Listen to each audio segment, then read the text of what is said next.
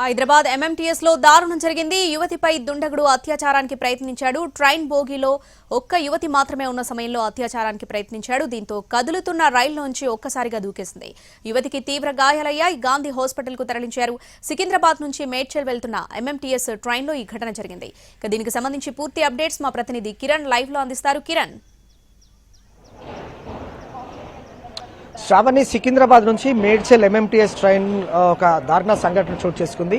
ఓ యువతి పైన గుర్తు తెలియని దుండగులు ఎవరైతే ఉన్నారో ఆమె పైన అత్యాచార యత్నం చేశారు. సో అతని నుంచి తప్పించుకునే క్రమంలో గుండ్లపోచంపల్లి రైల్వే స్టేషన్ సమీపంలో ఆ యువతి కదులుతున్న ట్రైన్ నుంచి దూకడం జరిగింది. సో ఆమెకు గాయాలయ్యాయి. అక్కడ పడి ఉన్న క్రమంలో స్థానికులు గమనించి 108 ద్వారా సమాచారం ఇచ్చారు. హుటాహుట్న జీఆర్పీ పోలీసులు వెళ్లారు. ఆ గాయాల పాలైన యువతిని గాంధీ హాస్పిటల్ షిఫ్ట్ చేశారు. సో గాంధీ హాస్పిటల్లో మదర్ అండ్ చైల్డ్ విభాగం ఎక్కడైతే ఉందో అందులో ట్రీట్మెంట్ ఇచ్చిన తర్వాత ఆమె నుంచి స్టేట్మెంట్ తీసుకున్నారు. సో శనివారం రోజున ఆమె మేడ్చల్ నుంచి సికింద్రాబాద్కు వచ్చింది తన మొబైల్ ఫోన్ రిపేర్ కోసం.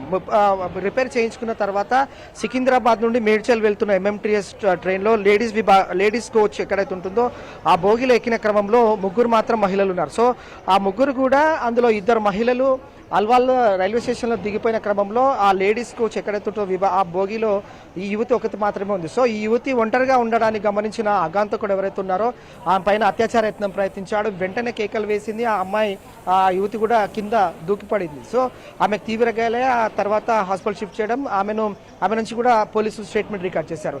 సో శనివారం రోజున రాత్రి 8 గంటల ప్రాంతంలో సికింద్రాబాద్ నుంచి టువర్డ్స్ మేడ్చల్ వెళ్తున్న క్రమంలో గుండ్లపోచంపల్లి ఆ రైల్వే స్టేషన్ సమీపంలోనే గుర్తు తెలియని అగాంతకుడు ఆమె పైన అత్యాచార యత్నం ప్రయత్నించాడు.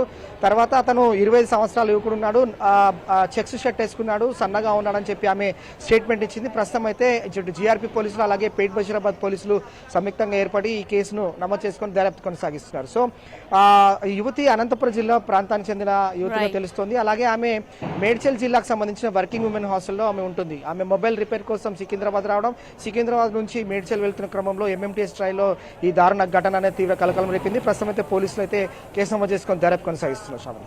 Right Kiran, thanks for the updates.